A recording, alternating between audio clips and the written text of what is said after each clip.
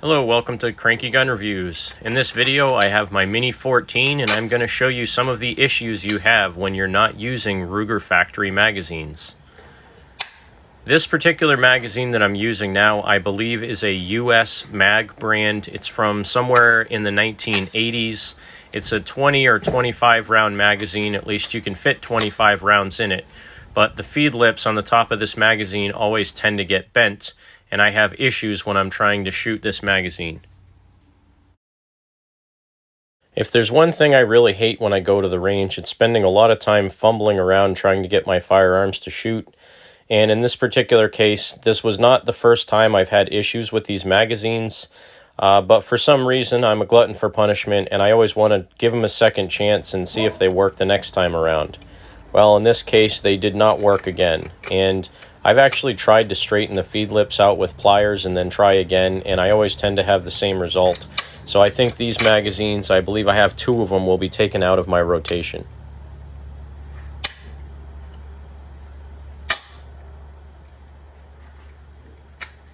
Basically what I think is happening is the bolt is dragging on the feed lips of the magazine and not allowing the round to go into the chamber all the way. So what I had to do is basically drop the mag, re-rack the bolt, fire 1 round, and then reload the magazine back into the gun.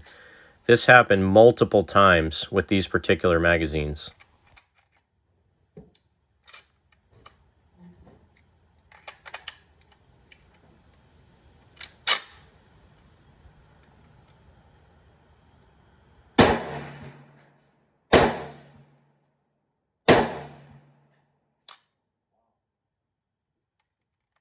You could see a little bit more clearly there what really happened.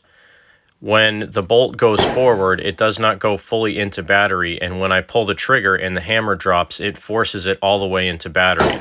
So at that point, the hammer is not cocked, but there is a live round in the chamber. So I have to drop the magazine, clear the round, and then start over.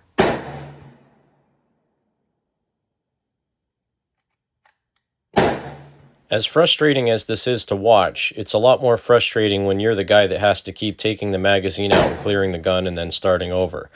So I'm going to fast forward ahead a little bit and let's try a different brand magazine.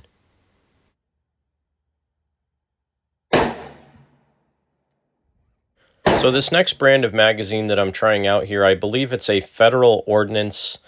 This is a 30-round magazine. These were, again, made pre-ban. These were from around 1980, 1982, somewhere around there. And this one, I did have a little bit of difficulty on the first round or two.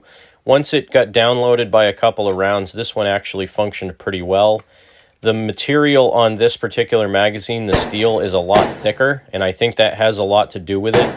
So the inexpensive US mags, I believe they probably got the feed lips bent from trying to force the magazine into the chamber when the bolt was closed. And then once the metal gets weakened from bending it back and forth a few times, they don't really hold their shape. So this particular magazine, because the steel is a lot thicker, these were also brand new in the package when I bought them. They still had the original Federal Ordnance sticker on them. So in this particular case, these magazines have not been abused and they're much better quality.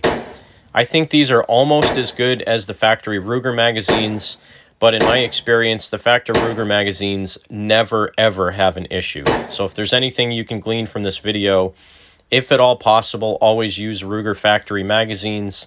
If all you can find is a used magazine, try to make sure it's a Federal Ordnance brand. Those seem to work a lot better. Thank you for joining me on another edition of Cranky Gun Reviews. I said I was going to get out and shoot my Mini 14 again soon, and while this is not a very exciting video, at least I do have some content shooting the Mini 14.